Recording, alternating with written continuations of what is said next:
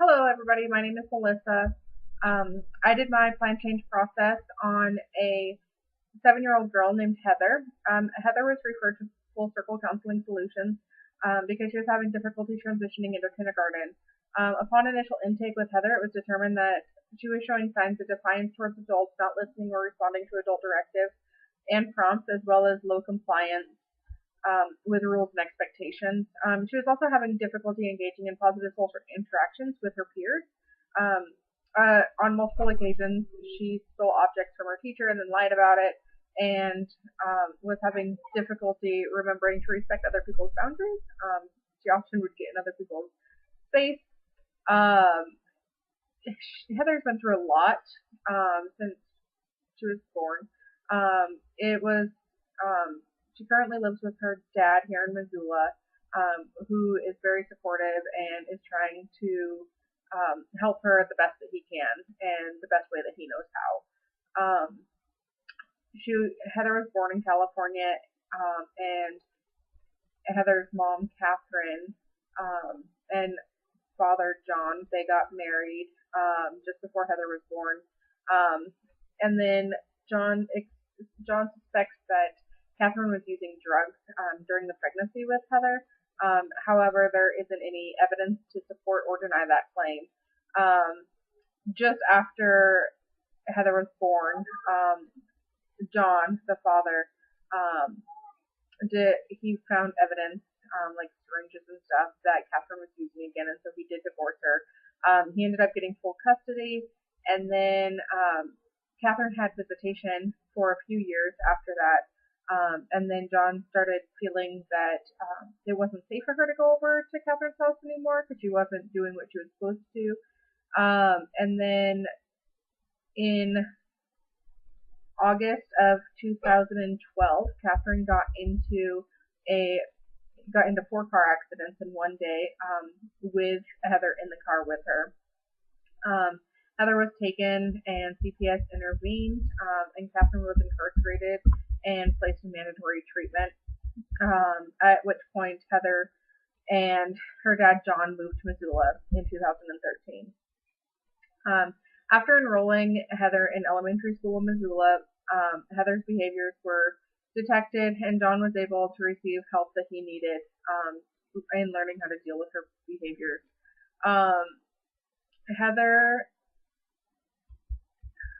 Heather has was given a CT scan a few months back, and it was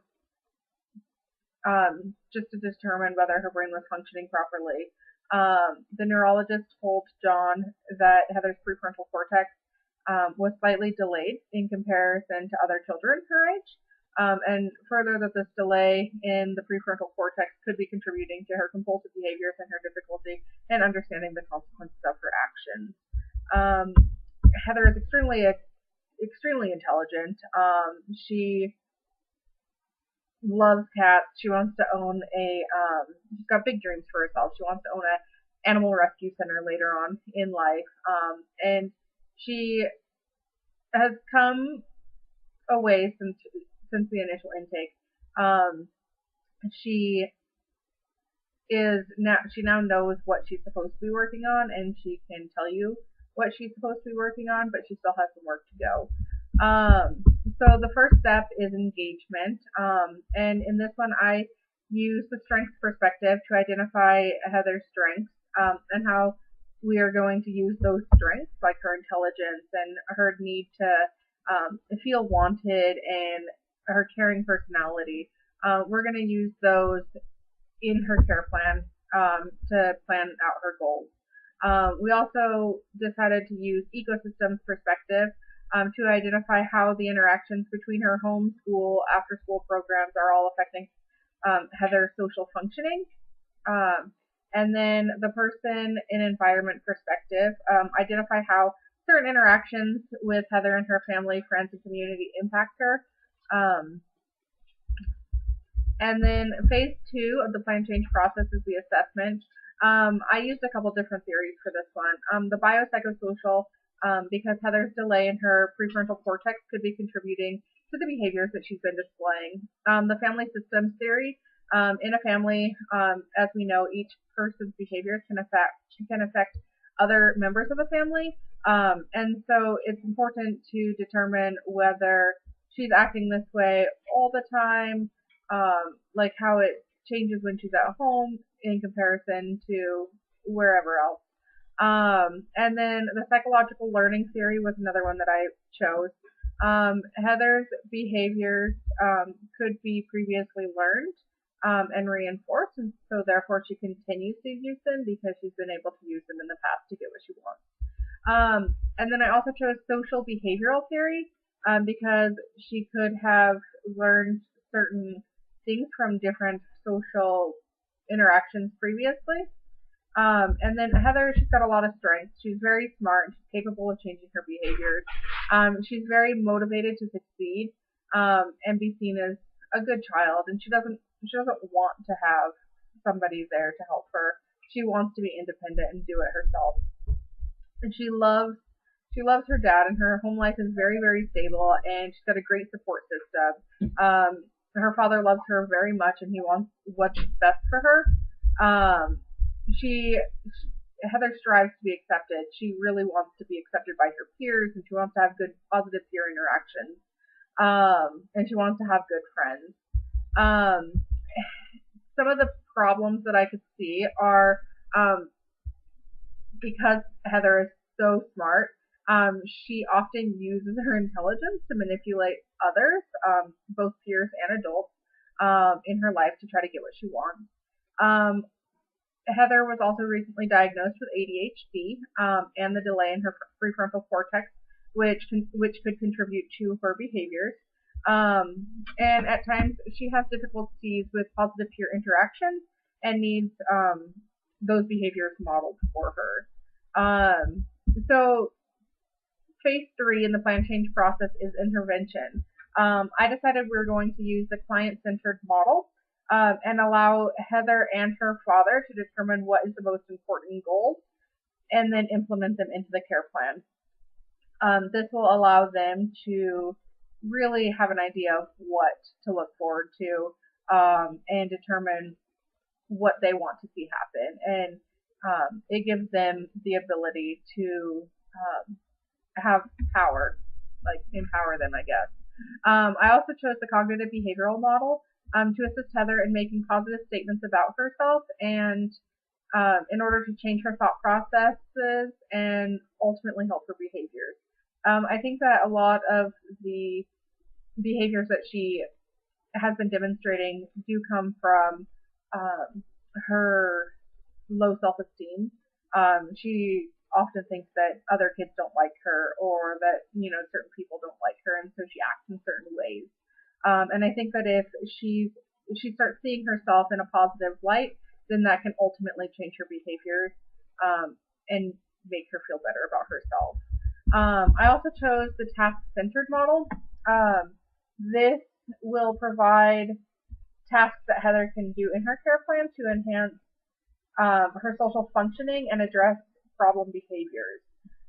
So goal 1 of the treatment plan is Heather will comply with the social functional school schedule and comply with adult directives 80% of the time.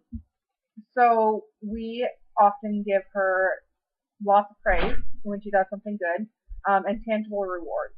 We have a prize box for her, so anytime she does good in whatever she's doing, she gets rewards. We have been pre-teaching her routines in her school day so that she knows what's coming next. Objective C is to pre-teach the skills and expectations and appropriate responses. And so we constantly are telling her or like helping model certain things and like show her how she's supposed to act and tell her how she's supposed to act because I don't think that comes naturally for her. We will also teach her problem solving skills and we'll model appropriate responses and behaviors for her so that she can see what that looks like. Goal 2 of the treatment plan, Heather will learn coping skills, identify emotions and triggers, and utilize learned coping skills to manage stressors. And so some of the objectives for this are we're going to pre-teach routines and expectations for transitions, because her transitions are usually what causes the most outbursts when it's something out of the ordinary.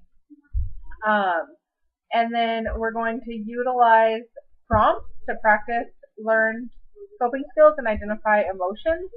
Um, this is just, um, we're just going to help her. We're going to prompt her in how to use the coping skills so that eventually we won't need to help her with those and prompt her, but she will be able to do it herself.